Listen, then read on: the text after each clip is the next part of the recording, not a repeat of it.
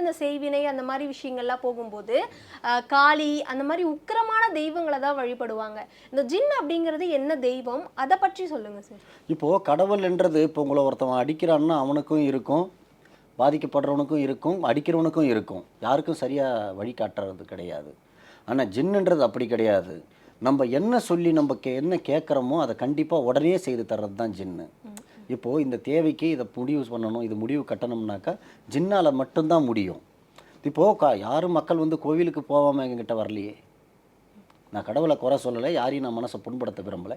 அவங்க எல்லாமே கடவுள்கிட்ட போய் வழிபட்டுட்டு எல்லாம் போய் நடந்துட்டு நடக்கலைன்ட்டு தானே அப்புறம் தானே எங்கள் கிட்ட வராங்க. ஆனால் ஜின் கிட்ட வந்த உடனே 2 நாள் அந்த மாற்றம் தெரியுது இல்லையா? அதுதான் ஜின்னோட பவர்ன்றது. இப்போ நீங்க என்ன மாதிரியான விஷயங்கள் பண்ணுவீங்க சார்? இப்போ இன்னொருத்தவங்க கிட்ட போறதுக்கும் உங்களுக்கும் இருக்கிற டிஃபரன்ஸ் இருக்கும்ல, அது என்ன? நான் எந்த மாதிரி அந்த மாதிரி நானாக பண்ணிக்கிறது கிடையாதுமா. எல்லா மக்கள் என்ன கேட்டு வராங்களோ அதை தான் நம்ம செய்து தரணும். என்ன கேட்டு வராங்களோ அதை உடனடியாக பண்ணி கொடுக்கறது தான் நம்மளுடைய வேலை. இது அதுன்னு நம்மளா டிஸ்கஸ் பண்ணி நம்மளா எடுத்து சொல்கிறது கிடையாது. ஏன்னா அவங்க என்ன தேவையோ, இப்போது ஒரு கடைக்கு போய் நம்ம என்ன கேட்குறோமோ அதை தான் அவங்க கொடுக்கணும். அந்த மாதிரி தான் இது. என்ன ப்ராப்ளத்துக்கு அவங்க வராங்களோ அதுக்கு உண்டான தீர்வு தான் நம்ம தரணும். இது அதுன்னு நம்மளா யாருக்கும் சொல்லக்கூடாது.